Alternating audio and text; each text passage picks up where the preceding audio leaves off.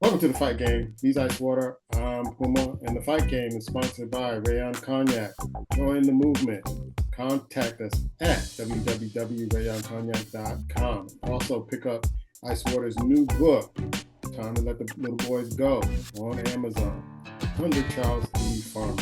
So we're going to talk a little bit of boxing and some MMA fights that happened last night. But I'm going to turn it over to you, man. What do you want to talk about first, bro? Definitely want to talk about Keyshawn Davis, right? The businessman in this fight versus Nahir Albright. Pretty good fight. They had fought previously, have met, and Keyshawn Davis won by unanimous, actually split decision. But there was also some controversy going with Albright, who actually came back afterwards and fought Keyshawn Davis, one of his brothers. And that's when all that drama went crazy in 2023. And a lot of people were looking at Keyshawn differently, and he rededicated himself to boxing. And they decided to rematch. Actually, I think the Keyshawn Davis mentioned that Top Rank requested him to fight Albright again, Hmm. which is kind of interesting. So anyway, they fight in Norfolk, scene of the crime. And initially, you saw this going on where Albright is a very busy fighter and he likes to stay close to his opponents. And at times, watching this fight, it seemed as if he was really giving Keyshawn Davis the business. But Keyshawn Davis started to figure out that with correct spacing and feinting and moving around and kind of not allowing his opponent to lean upon him with a physical presence, allowed him to create now openings and shots and angles that his opponent wasn't ready for. And I think that's the IQ when he's on, because he has to be disciplined. When Keyshawn Davis is on and disciplined, allows him to face and win these type of fights because he can adjust according to the style of his opponent. And I think that's what a lot of people don't understand about him. He has a lot more IQ than people give him credit for because sometimes he just get caught up in his feelings and just fights. But he has the ability to do other things. Well, I think the best thing he can do when he fights some of these like his last fight was a tougher fight. Far as far as talent is concerned, he should go to camp with Keyshawn Davis. Train with Keyshawn Davis should go to camp with Shakur Stevenson and stay focused because that's when he's at his best. Yeah, it seemed like his corner was telling him, hey, you're faster than this guy, so you can really kind of unleash your offense anytime you want. But he seemed a little hesitant doing it. And then towards the later rounds, you see him trying to dominate the fight. And I thought he was going to get disqualified, picking up Albright and throwing him to the ground. And then Albright got his get back, but he got a point taken away. But you could see that there was some personal things that were going on between the two fighters, and he had trouble making weight. He had trouble making weight once again. I think he was zero point 0.2 over the weight limit. He had to take they say a ginger bath or whatever to get rid of some of that 2 point, or they might have gave him a laxative or whatever. But he made the weight. But it's clear to see that maybe 147 is his weight now, and that he needs to stay at that weight because this is the second time where he had a problem getting under that 140 weight or getting to 140. But I just kind of saw that there were some points in the fight where he got a little unfocused. And I think you're absolutely right. He needs to be in the camp with another focused fighter like Shakur to keep him focused, to keep him out of trouble. I'm glad the fight went off without a hitch. I'm glad there weren't any incidents after the fight, which happened last fight. So who does he fight next, man? Well, I mean, he said that he's probably going to leave 140 and go to 147. And if he does that, then I think automatically there's two fights. Would love to see him versus Devin Haney, just because of the style and the way that they both come across, and the fact that Devin Haney's a WBO champion at 147. Would love to see that, and then also too, just to see the mindset, to see how Keyshawn would deal with somebody that might just be as fiery or volatile as he is at times, and Ryan Garcia. I think I would like to see that. So both of them times can lose focus. So we don't know who's going to at that point. But I think that's a good fight. But if he does stay at 140, a name nobody's really talking about, and maybe because they don't think it's a lot of money there, but at 140 because he could fight for a title. What about Gary Antoine Russell Hmm. at 140? 140. So if you're talking about if it has to be title driven, the other person that I would say is because of that would be good is at 140 we maybe Richardson Hitchens. Hmm.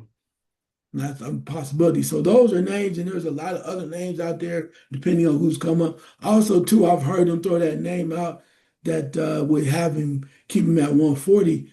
That Lomachenko's coming out of retirement. Yeah, I saw that last night while I was on the phone with Dredd. He was in Atlanta at the time, and he was like, I said, man, they just announced that Lomachenko's coming back. That's gonna make the division really, really interesting. And I kind of felt that he wasn't gonna be retired too long before somebody enticed him to come back. Yeah, I agree with that. But that would be a nice fight.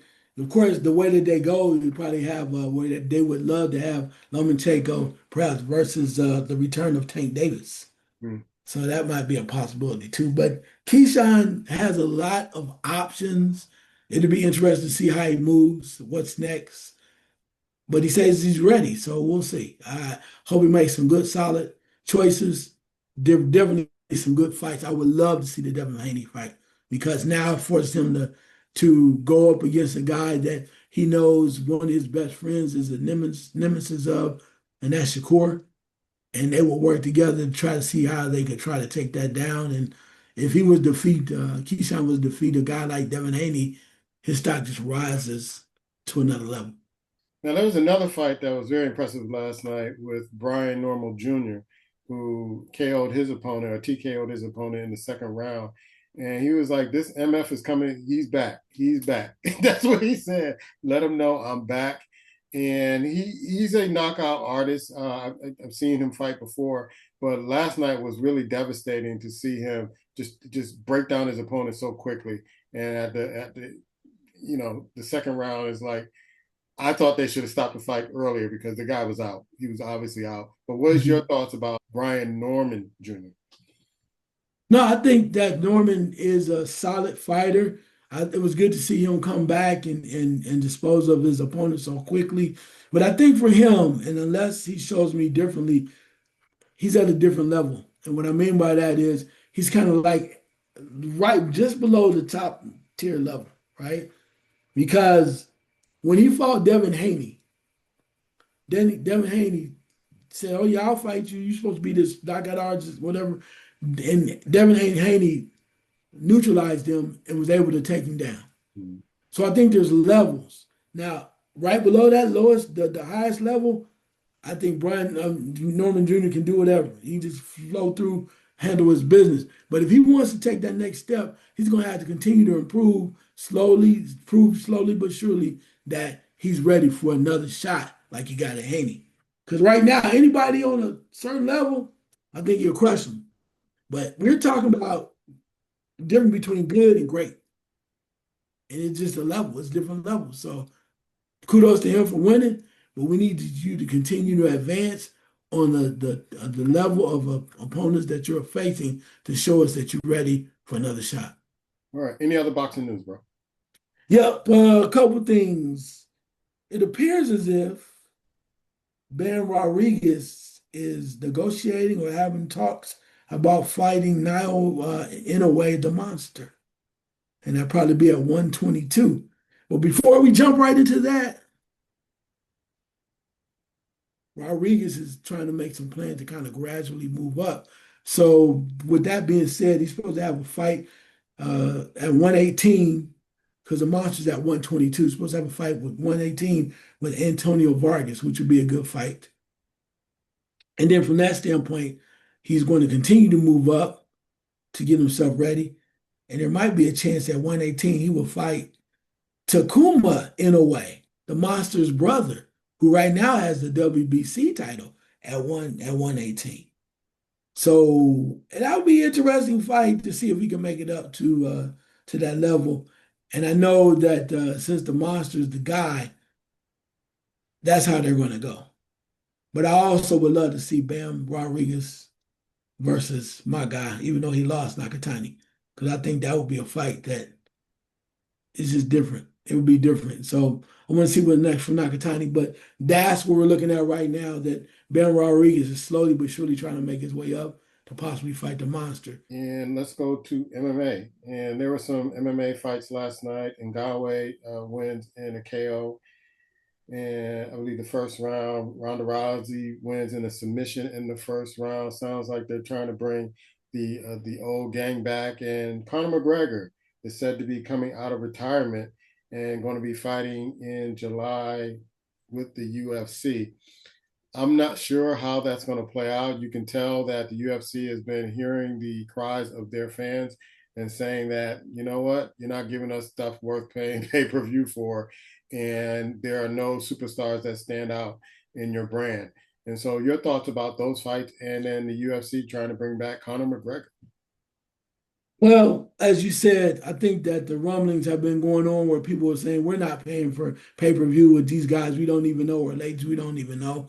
So slowly but surely they have been trying to work through that with Amanda Nunes, right, doing her thing, coming back. Then you bring out Ronda Rousey, who came back after she fought one of the legends, right, last night.